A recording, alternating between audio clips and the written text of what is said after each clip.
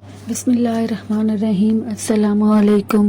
آج ہم معروف روحانی اسکالر خواجہ شمس الدین عظیمی کی کتاب 101 اولیاء اللہ خواتین کے پارٹ 5 صفحہ نمبر 36 سے ریکارڈنگ کا آغاز کر رہے ہیں۔ ایک پیکر فساد اور مجسمہ فریب ہے۔ ضروری ہے کہ تم اس کی چالاکیوں سے باخبر رہو۔ یہ ممکن ہے کہ عورت سالہ سال صراط مستقیم پر قائم رہے، لیکن یہ ممکن نہیں ہے کہ وہ اپنی فطرت سے جنگ کرے۔ سفرنامہ ابن شریک، مطبوعہ بیروت۔ لوہے کے جوتے۔ جس زمانے کی عورت کو ناقص العقل کہا گیا ہے، اس وقت عورت کو قید کر کے رکھا جاتا تھا۔ آزادی کے دروازے عورت پر بند کر دیے گئے تھے۔ ستم بالائے ستم یہ ہے کہ عورت کی ناک میں نکیل ڈالی جاتی تھی، ہاتھوں میں ہتھکڑیاں پہنائی جاتی تھی، پیروں میں بیڑیاں ڈالی جاتی تھی، گلے میں توق پہنائے جاتے تھے۔ ہمارا منشا یہ نہیں ہے کہ عورتیں زیور پہننا چھوڑ دیں، ہم نے تاریخی حقائق بیان کیے ہیں۔ چین کی عورت۔ متمدن ملک چین میں لڑکیوں کے پیدا ہوتے ہی ان کے پیروں میں لوہے کے جوتے پہنائے جاتے تھے، اور یہ لوہے کے جوتے 12-13 سال کی عمر تک لڑکیوں کے پیروں کو شکنجے میں جکڑے رہتے تھے۔ نتیجے میں عورت کے پیر چھوٹے رہ جاتے تھے۔ آج بھی پرانے زمانے کی یاد موجود ہے۔ ایسی بڑی عمر کی عورتیں مل جاتی ہیں جن کے پیر بہت چھوٹے ہیں۔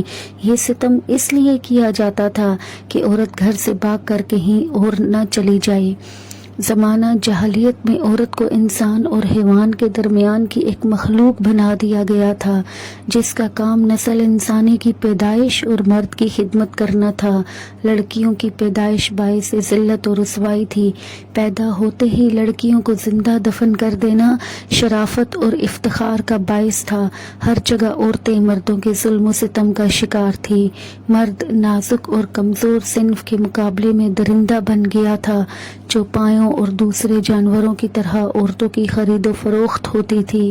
مرد تسکین حاصل کرنے کے لیے عورت پر جبر و تشدد کرتا تھا۔ سقراط۔ قدیم یونان کی تاریخ کے مطابق 572 عیسوی میں علماء یونان کا خیال تھا کہ سانپ کے ڈھسنے کا علاج ہے، لیکن عورت کے شر کا علاج نہیں ہے۔ جتنی جلدی ہو اس مجسمہ شر کو ذلت کے آخری غار میں دھکیل دیا جائے۔ یہ کیسی افسوسناک بات ہے کہ عورت ہماری روح کو بے چین کرتی ہے۔ مشہور فلاسفر سقراط نے اپنی ایک تقریر میں کہا، میں نے جس مسئلے پر غور کیا اس کی گہرائیوں کو بآسانی سمجھ لیا، لیکن میں آج تک عورت کی فطرت کو نہیں سمجھ سکا۔ میں اس بات کا ادراک نہیں رکھتا کہ عورت کس قدر فتنہ انگیز طاقت رکھتی ہے۔ اگر دنیا میں عورت کا وجود نہ ہوتا تو دنیا امن و سکون کا گہوارہ ہوتی، لیکن عورت نے دنیا کے سارے امن کو تباہ کر دیا۔ میں اپنے مشاہدات کی بنا پر کہتا ہوں کہ شیر کے حملوں سے جتنے آدمی مرتے ہیں، اور سانپ کے کاٹے سے جتنے آدمی ہلاک ہوتے ہیں، اور بچھو زنی سے جتنے بے قرار ہوتے ہیں، ان کی تعداد کم ہے اور ان لوگوں کی تعداد زیادہ ہے جو عورت کے مکر و فریب کے جال میں گرفتار ہو کر ہلاک ہو جاتے ہیں۔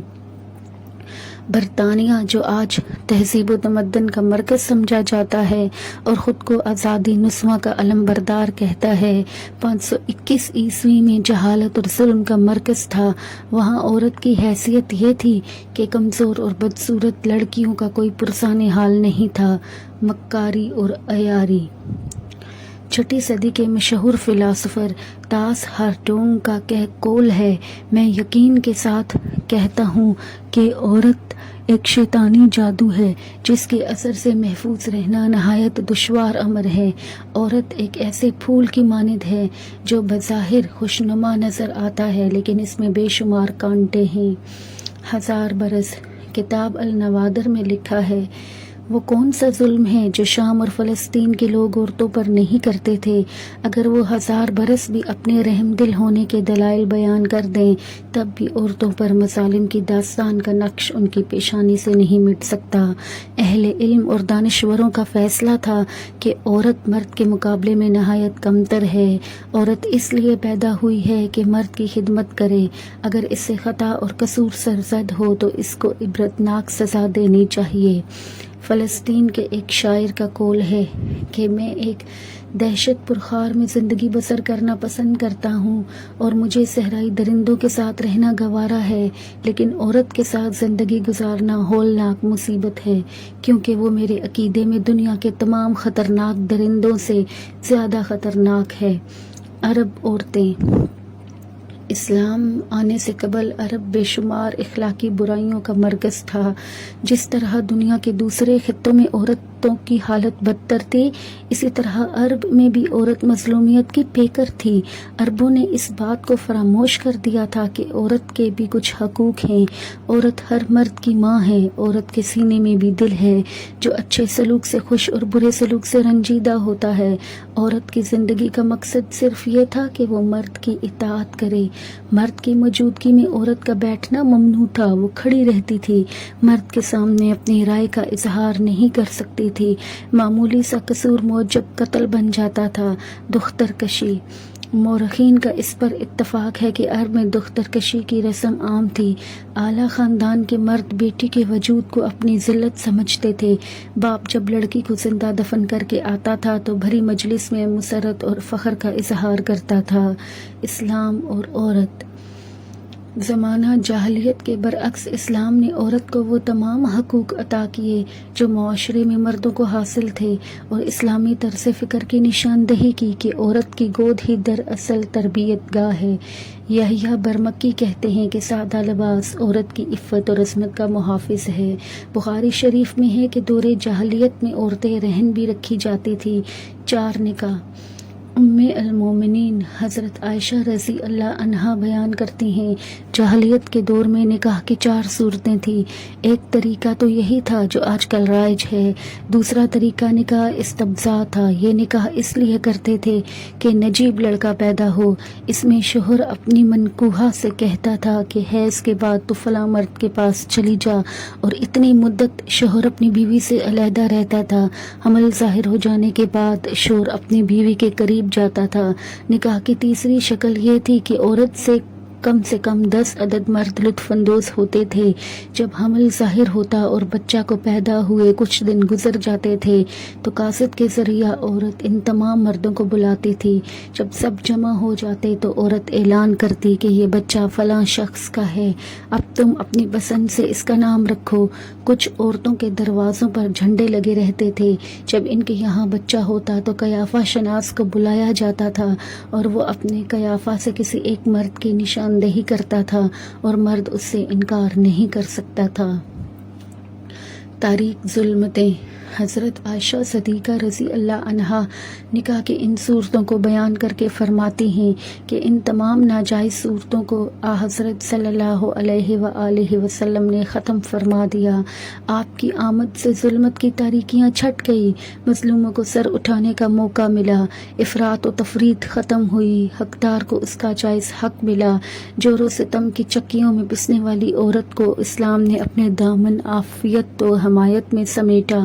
عورت کے تقدس کی بحالی میں کسی قسم کی چشم پوشی نہیں کی گئی۔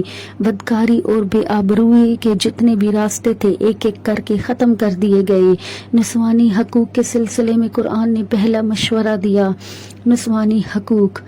اے لوگو، اپنے پروردگار سے ڈرو جس نے تم سب کو ایک جان سے پیدا کیا اور اس جاندار سے اس کا جوڑا پیدا کیا اور ان دونوں سے بہت سے مرد اور عورتیں پھیلائی۔ سورۃ النساء آیت نمبر 1۔ مفہوم یہ ہے کہ مرد اور عورت ایک ہی چشمہ کی 2 نہریں ہیں۔ اسلام سے قبل عورتوں کی حیثیت یہ تھی کہ مرد اسے اپنی میراث سمجھتا تھا، عورت کی رضامندی یا مشورے کا کوئی تصور نہیں تھا۔ مرد جہاں چاہے عورت کو فروخت کر دیتے تھے۔ اسلام نے عورت کے مردوں کی میراث ہونے کے تصور کو ختم کیا۔ قرآن میں واضح طور پر ارشاد ہے کہ قیامت کے دن مرد اور عورت یکساں ہوں گے، جزا یا سزا سب کو ان کے اعمال کے مطابق ملے گی۔ رشتوں کا خیال رکھو، اللہ تمہیں ہر وقت دیکھ رہا ہے۔ سورۃ النساء آیت نمبر 1۔ مرد حاکم ہیں عورتوں پر اس واسطے کہ بڑائی دی اللہ نے ایک کو ایک پر اور اس کے لیے خرچ کیے انہوں نے اپنے مال۔ سورۃ النساء آیت نمبر 54۔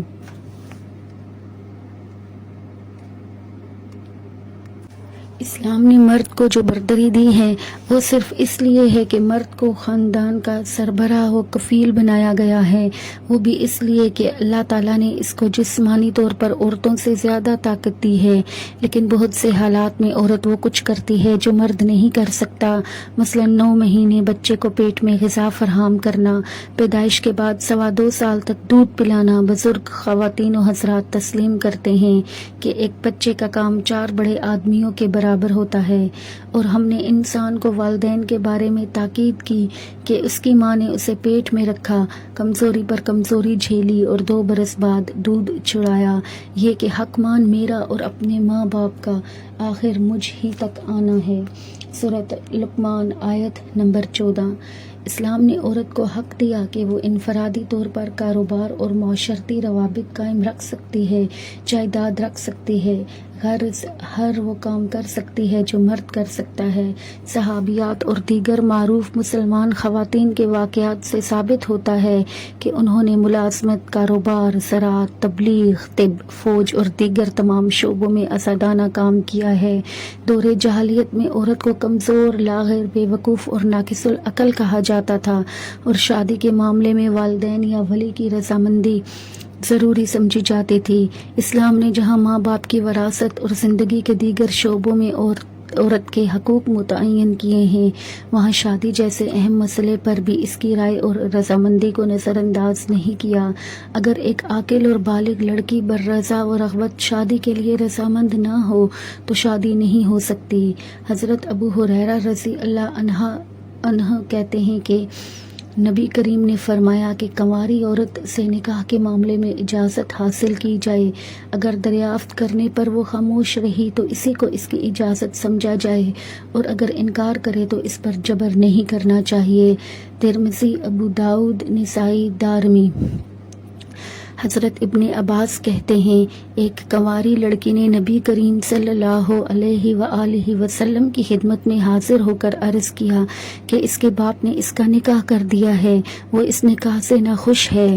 آپ صلی اللہ علیہ وآلہ وسلم نے اسے نکاح ختم کرنے کا اختیار دے دیا۔ ابو داؤد۔ حضرت خنسا بنت خدام کہتی ہیں کہ وہ بیوہ تھی، ان کے والد نے ان کا نکاح کر دیا تھا، وہ اس نکاح سے ناخوش تھی، انہوں نے نبی کریم کی خدمت میں حاضر ہو کر اس کے متعلق عرض کیا، آپ صلی اللہ علیہ وآلہ وسلم نے وہ نکاح رد کر دیا۔ بخاری۔ حضرت ابن عباس رضی اللہ عنہ کہتے ہیں کہ بریرہ رضی اللہ عنہا کا شوہر ایک نحیف سادہ غلام تھا، وہ مدینہ کی گلیوں میں روتا ہوا بریرہ کے پیچھے پیچھے پھرتا تھا، آنسوؤں سے اس کی داڑھی بھیگ جاتی تھی۔ نبی کریم نے ایک روز فرمایا، عباس، کیا تمہیں اس پر تعجب اور حیرت نہیں ہے کہ مغیث بریرہ کو چاہتا ہے اور بریرہ اس سے نفرت کرتی ہے؟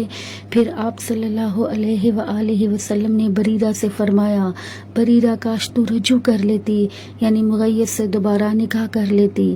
بریرہ رضی اللہ عنہا نے عرض کیا، یا رسول اللہ، کیا آپ مجھے حکم دیتے ہیں؟ آپ نے فرمایا کہ میں حکم نہیں دیتا، سفارش کرتا ہوں۔ بریرہ نے عرض کیا، مجھے اس کی ضرورت نہیں۔ بخاری۔ زمانہ جاہلیت میں مرد کھڑے کھڑے 3 دفعہ طلاق کے الفاظ کہہ کر اپنی بیوی کو علیحدہ کر دیتا تھا۔ اسلام نے اس طریقے کو ختم کر کے ایک لایا عمل بنایا کہ میاں بیوی کے درمیان جھگڑے کی صورت میں دونوں کے خاندانوں میں سے ایک ثالث مقرر کیا جائے اور وہ ان میں صلح کرانے کی کوشش کریں، اگر کامیاب نہ ہوں تو پھر 3 وقفوں سے طلاقیں دی جائیں۔ اسلام نے طلاق کی اجازت اشد ضرورت میں دی ہے۔ حضرت ابن عمر رضی اللہ عنہ سے روایت ہے کہ آپ نے فرمایا، اللہ کے نزدیک حلال چیزوں میں سے سب سے زیادہ ناپسندیدہ چیز طلاق ہے۔ ابو داؤد، ابن ماجہ۔ حضرت محمود بن لبید رضی اللہ عنہ کہتے ہیں کہ نبی کریم صلی اللہ علیہ وآلہ وسلم کو بتایا گیا کہ ایک شخص نے اپنی بیوی کو 3 ایک ساتھ طلاقیں دی ہیں۔ آپ غضبناک ہو کر کھڑے ہو گئے اور فرمایا، کیا خدا کی کتاب کے ساتھ کھیل کرتے ہو، حالانکہ میں تمہارے درمیان موجود ہوں۔ نسائی۔ عورت کو طلاق نہ دو، کیونکہ اللہ ایسے مردوں کو پسند نہیں کرتا جو بھنورے کی طرح پھول پھول کا مزہ چکھتے پھریں۔ الفصاحت۔ شیطان اپنے گھروں میں سب سے اچھا اسے مانتا ہے جو میاں بیوی میں تفریق کرا دے۔ مشکات، ایک سے زیادہ شادی۔ قرآن میں جہاں ایک سے زائد شادیوں کی اجازت دی گئی ہے، در حقیقت اسے یتامہ کے ساتھ مشروط کیا گیا ہے۔ اس کی وجہ یہ ہے کہ جن بچیوں کے والدین زندہ سلامت ہوں ان کے لیے ان کی شادی کرنا کوئی مشکل نہیں ہوتا، لیکن جن بچیوں کے والدین موجود نہ ہوں یا جو عورتیں بیوہ ہو گئی ہوں ان کی شادیوں میں مشکلات پیش آتی ہیں۔ اس لیے اسلام نے بے سہارا عورتوں کو معاشرے میں مقام دلانے کے لیے ایک سے زیادہ شادیاں کرنے کی اجازت دی ہے۔ بعض اوقات کئی دوسرے واقعات بھی پیش آ سکتے ہیں، مثلا جنگ میں مردوں کی زیادہ تعداد شہید ہو جائے اور معاشرے میں عورتوں کی تعداد زیادہ ہو جائے تو انہیں بھی سہارے کی ضرورت ہوتی ہے۔ غرض اسلام نے عورت کو تحفظ دینے کے لیے ہر مرد کو دوسری شادی کا حق نہیں دیا، لیکن جن کو حق دیا ہے ان کے لیے شرط ہے کہ مرد ایک سے زائد بیویوں کا نان نفقہ بآسانی پورا کرے، اور اللہ تعالیٰ نے مرد کو بیویوں کے درمیان انصاف کرنے پر پابند کیا ہے۔ رسول اکرم کا ارشاد ہے، جس شخص کی 2 بیویاں ہوں اور وہ انہیں انصاف فراہم نہ کرے اور کسی ایک بیوی کی طرف مائل ہو جائے تو قیامت کے دن اس کا حشر اس حال میں ہوگا کہ اس کا آدھا دھڑ مفلوج ہوگا۔ اب صفحہ نمبر 42 پر اختتام ہوا چاہتا ہے۔